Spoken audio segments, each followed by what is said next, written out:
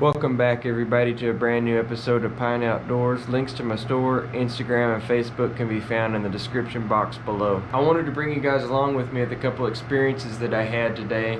One, my fan motor on my shooting star has gone out. Not a big deal. I haven't even contacted them. I don't even know if I will. I know if I ask them for it, they'd send me another one in a couple days. I have discovered our first problem with the star, but I'm going to show you how I fix it with the help of the Holler General. There ain't nothing a couple zip ties and a little bit of backwoods ingenuity can't take care of. Back in there on the right side is the fan, and you can see the cable. There's a cable right here that comes from the fan, and there's a connector. This connector right here, I'm gonna unplug it. Okay, so I've got this connector undone here. I can see that this side goes to the fan right here, and this side is the hot. So I'm gonna take some tape and tape this thing up just so that way nothing accidentally gets fried. Don't have any electrical tape, so this tape is gonna have to do. This is overkill. That's not going to any power source. That's just me being paranoid, I guess. Let's not say paranoid, that's not a good thing to say. That's just me being cautious. And so yeah, this is gonna go here for now. We'll leave that. I'm gonna plug the machine in and see if our whirring sound stops. Okay, here we go. And I don't have any of the heater stuff turned on. Okay, no whirring. Now, the whole point of that fan right here is to cool the inside of that off. This thing gets really hot. So we need to do something to create some form of airflow into there to keep all this cool. Alright, this is kind of corny here, but this is dead center this way, and this was dead center. I've got a mark right here. I ran up to the Holler General and got me a $15 special, $15 make you holler fan. It's probably not the best solution, but it'll put more airflow in there, so if anything, it'll keep stuff underside cool. So this is what I've done. I've got tons of these hole saws just laying around. I went to a garage sale back around summer. I went over there and made out like a bandit. Boy, he really blessed me. He had a whole little ammo box of these that was just full of them, all different sizes, all with the little bit and everything that you need. I got the whole box for $10. And the other day I went and bought a 6-inch. I think that thing was, I don't know, maybe it was $40 or $60. I can't even remember. It was a lot for a hole saw, but I guess they're pretty expensive, so that was a blessing. It's in handy for things like this. Whether I need them or not, I've put 4 holes here. I'm going to take some zip ties. I'm going to mount this underneath there. It's going to blow air up.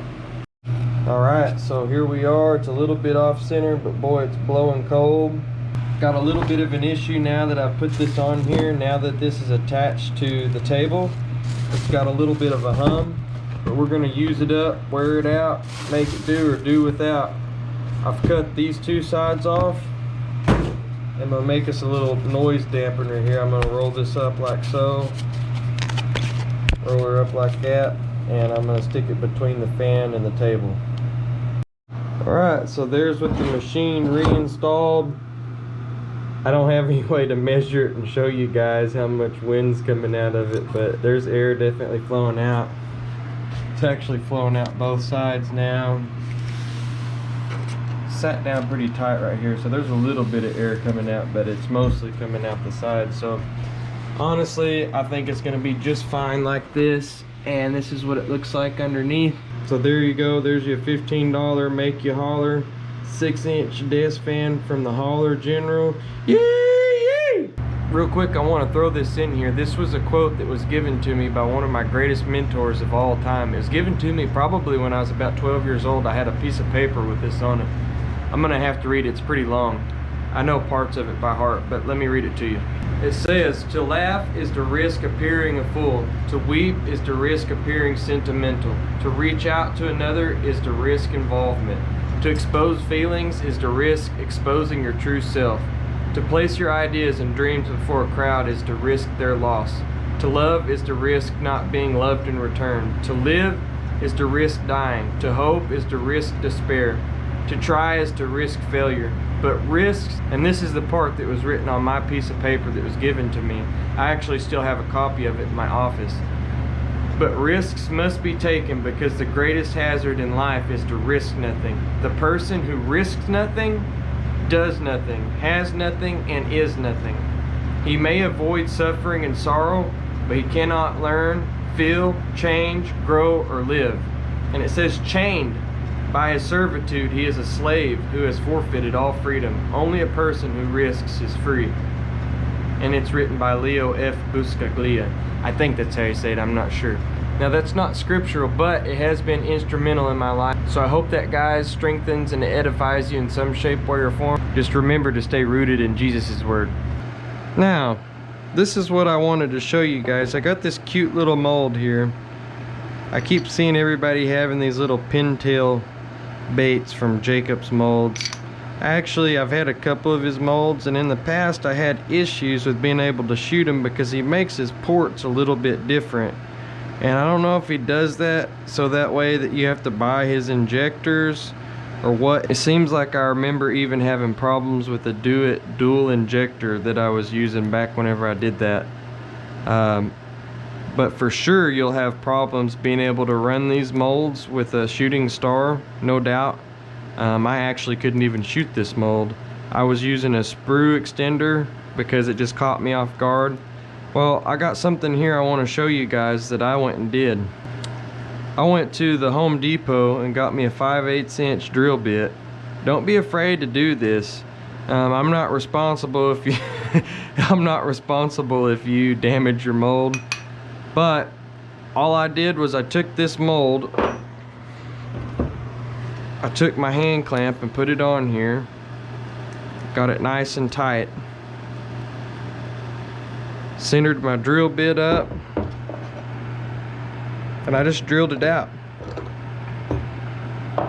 You know, when I got this, it seems like it was all the way up to here, somewhere around in here, that is as shallow. It was real shallow. I drilled mine all the way out and I left a little space. You want to make sure not to go so far that you mess the profile of the bait up. But while we're running this color, I'll go ahead and shoot it in here and show you how well it works.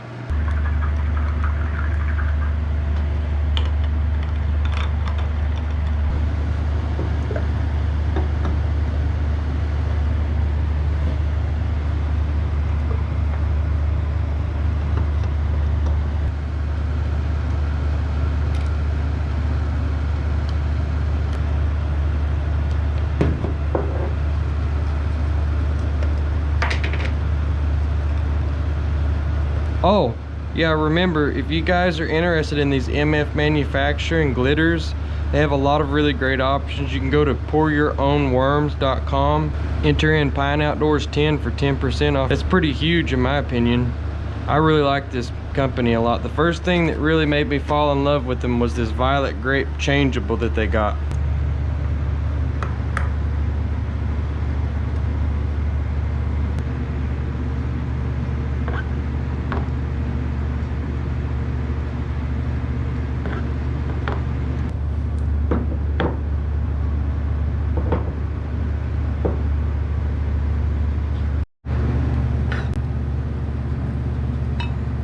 Wow, that really worked out a lot better than what I anticipated.